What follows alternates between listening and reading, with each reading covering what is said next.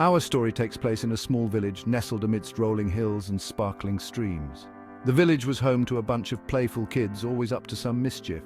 There was Maya, the mastermind behind every prank, always bursting with ideas.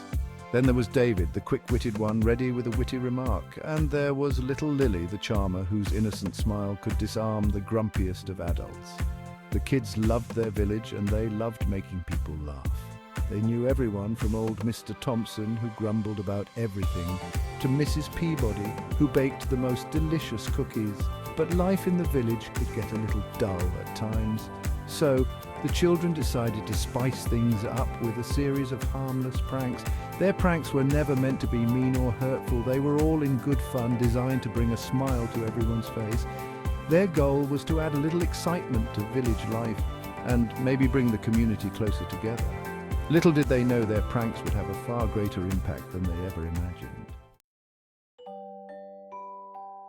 Maya came up with a brilliant idea one day. "Let's make Mr. Thompson's cows moo in different languages," she exclaimed. David and Lily were intrigued. How could they possibly teach cows to moo in different languages? Maya explained her plan. They would record various animal sounds and play them near the cowshed at night. That evening, armed with a tape recorder and a mischievous grin, the trio tiptoed towards Mr. Thompson's farm. They hid near the cowshed and started playing recordings of different animal sounds. First came the braying of donkeys, then the roar of lions, followed by the chattering of monkeys.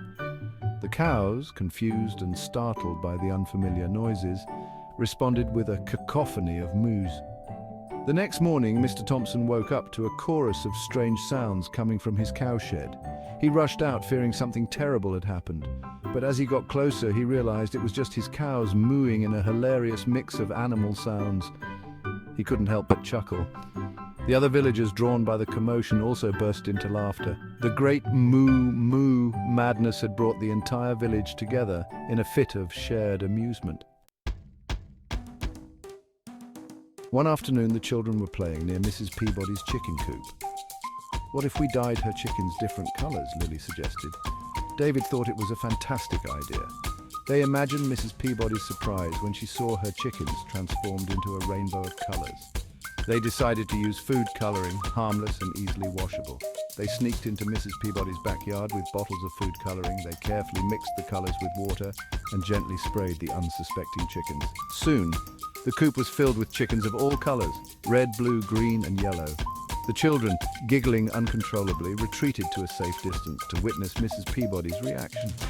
When Mrs. Peabody came out to feed her chickens, she froze in astonishment.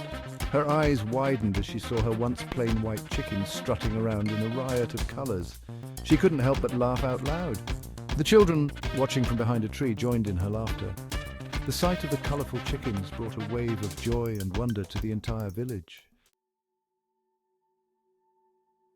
David, always fascinated by the strange and unusual, came up with a spooky idea. He suggested they make the village wheelbarrows move on their own. Maya and Lily were initially hesitant, but David's enthusiasm won them over. They decided to use fishing lines to create the illusion of self-propelled wheelbarrows. On a moonlit night, the children stealthily attached fishing lines to the handles of all the wheelbarrows in the village. They carefully strung the lines through trees and bushes, creating a network of invisible threads. They then hid in the shadows, pulling the lines to make the wheelbarrows move. As the villagers awoke the next morning, they were greeted by a bizarre sight. Wheelbarrows seemed to be moving on their own, as if guided by unseen hands. Some people were scared, others were confused, but everyone was thoroughly entertained by the spooky spectacle. The children watched in delight as their prank created a buzz of excitement and mystery throughout the village. Maya had a particularly audacious idea for their next prank. She wanted to dye the village river red. David and Lily were apprehensive at first. Wouldn't that cause panic? Maya assured them they would use a harmless, biodegradable dye that would disappear quickly. They decided to use beet juice, which would give the river a temporary reddish hue. Early one morning, while the village was still asleep, the three children carried buckets of beet juice to the riverbank. They carefully poured the juice into the river, watching as it slowly spread, turning the water a vibrant shade of red. They then retreated to a safe distance to observe the villagers' reactions. People woke up to a shocking sight. The river, usually a crystal clear blue, was now flowing red. Some were alarmed, fearing an environmental disaster. Others were simply bewildered, wondering what could have caused such a strange phenomenon. However, as the day wore on and the red color gradually faded, everyone realized it was just a harmless prank. The children's audacious stunt had given the villagers a day they would never forget. Lily, with her love for all things magical, came up with a truly enchanting prank. She suggested they create the illusion of thousands of fireflies illuminating the village at night. Maya and David were enchanted by the idea.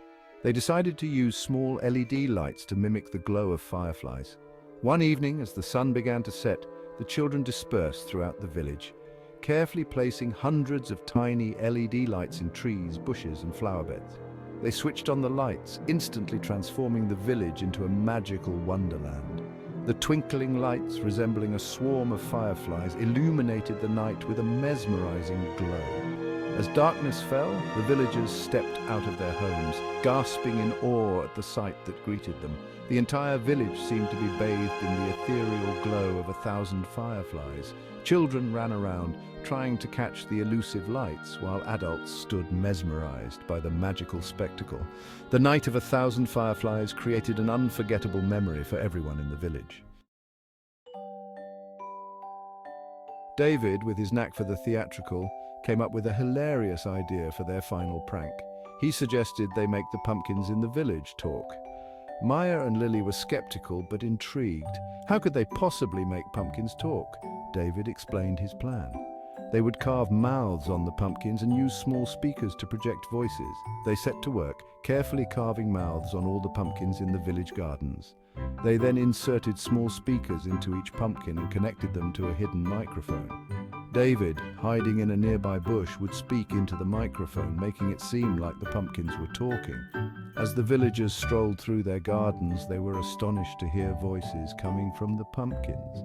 The pumpkins greeted them, told jokes, and even sang songs. People were amazed and amused by the talking pumpkins. It was as if the pumpkins had suddenly come to life, each with its unique personality and voice. The case of the talking pumpkins brought laughter and wonder to everyone in the village.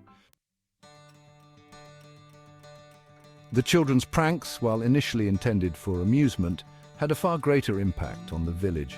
Their mischievous acts brought laughter, joy, and a sense of wonder to the community. The villagers, initially taken aback by the strange happenings, eventually embraced the spirit of fun and mischief. The children's pranks had an unexpected but welcome side effect. They brought the villagers closer together. People who rarely interacted found themselves laughing and sharing stories about the latest prank. The pranks created a shared experience, a sense of camaraderie that had been missing in the village. The children's prank fest had transformed the village from a quiet, somewhat dull place into a vibrant community filled with laughter and shared experiences. Their harmless acts of mischief had brought joy, wonder, and a renewed sense of togetherness. The village, once known for its peacefulness, was now known for its playful spirit and the mischievous antics of its children. And everyone, young and old, agreed that a little mischief now and then was just what the village needed.